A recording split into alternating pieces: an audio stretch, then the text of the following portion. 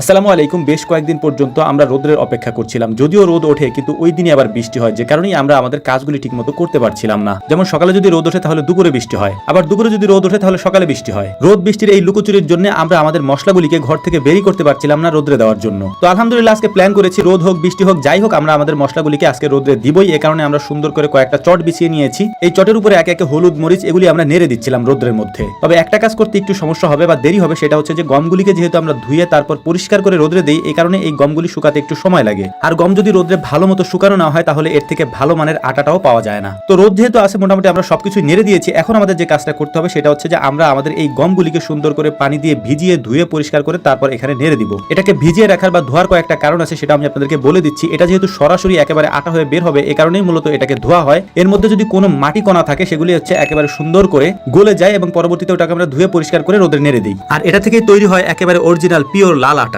তো যাই হোক, আলহামদুলিল্লাহ সবকিছু মোটামুটি আমরা নেড়ে দিয়েছি। এখন আমাদের কাজ হচ্ছে এগুলিকে পাহারা দেওয়া। যেহেতু এখানে অনেকগুলি কবুতর রয়েছে, কবুতরগুলি এখানে এসে এটা নষ্ট করতে পারে, এই কারণে আমরা এখানে পাহারা দিচ্ছি। এর পাশাপাশি পাশের একটা চালে কবুতরগুলিকে আমরা খেতে দিয়েছি যাতে কবুতরগুলি এখানে না আসে। মোটামুটি কয়েকজন মিলে আমরা অপেক্ষা করছিলাম যে আকাশে মেঘ না হয়। মেঘ যদি হয় তাহলে দ্রুত এগুলিকে আমাদেরকে এখান থেকে সরাতে হবে, কারণ যদি ভিজে যায় তাহলে আমাদেরকে ডাবল কষ্ট করতে হবে। সকাল থেকে এখন পর্যন্ত যতটুকু রোদ উঠেছে মোটামুটি এতে আমাদের গম বাদে বাকি সবকিছুই শুকিয়ে গিয়েছে। গমগুলিকে যেহেতু আমরা কয়েকটা ভাগে বিভক্ত করে তারপর রোদে দিয়েছি, তাই আমাদের এই সব গমগুলি হয়তো নিয়ে যাওয়া হবে না। আজকেই আমরা এইগুলিকে ভাঙিয়ে নিয়ে আসবো, অর্থাৎ আমরা মেলে নিয়ে যাবো এগুলিকে। তো আলহামদুলিল্লাহ মোটামুটি আমাদের এগুলি শুকিয়ে গিয়েছে। এর পাশাপাশি আকাশে প্রচন্ড মেঘও দেখা যাচ্ছে, যে কোনো সময় বৃষ্টি হতে পারে বা বৃষ্টি আসতে পারে। এর আগেই এই কাজটা আমাদেরকে করতে হবে, অর্থাৎ এগুলিকে আমাদেরকে উঠিয়ে ফেলতে হবে। এগুলি খুব ভালোভাবে শুকিয়ে গিয়েছে, এই কারণেই আমরা উঠিয়ে নিচ্ছিলাম। মেঘ দেখতে পাচ্ছেন আকাশে, যে এই বৃষ্টি যদি আসে তাহলে আমাদের একেবারে সর্বনাশ হয়ে যাবে। এখন এগুলি শুকনাই ছিল, তারপরেও আমরা আবারও রোদে দিয়ে এগুলিকে শুকাচ্ছি। এরপরেও যদি এগুলিকে আবারও শুকানো হয় তাহলে এতে তেমন একটা ভালো ফলাফল আসবে না, মানে মশলার কালারটা তেমন একটা ভালো হবে না যদি অতিরিক্ত শুকানো হয়। তো আজকে একটা শিক্ষা আমাদের হয়েছে, সেটা হচ্ছে মরিচগুলোকে আমরা যখন খালি হাত দিয়ে এরকম উঠাচ্ছিলাম এবং মুখ বেঁধে উঠাচ্ছিলাম, বিশেষ করে আমি মুখ বেঁধে নিচ্ছিলাম, কারণ এত পরিমাণে ঝাল এই মরিচে, এটা উঠাতে আমার একেবারে খবর হয়ে যাচ্ছিল আজকে। এটা আসলে বলার মতো না। এরপর নেক্সট টাইম থেকে এই কাজ আমরা জীবনও আর করবো না। হাতে হ্যান্ড গ্লাভস পরে তারপর করতে হবে। গ্রামের কাজ যেহেতু আমরা কখনো হ্যান্ড গ্লাভস পরি না, কিন্তু মরিচকে এভাবে আসলে করা যাচ্ছে না। আর আমরা আগের বারও করেছি বা আগে যতবার করেছি, আগে অল্প ছিল তাই আমরা করতে পেরেছি, কিন্তু এখন যেহেতু বেশি পরিমাণে,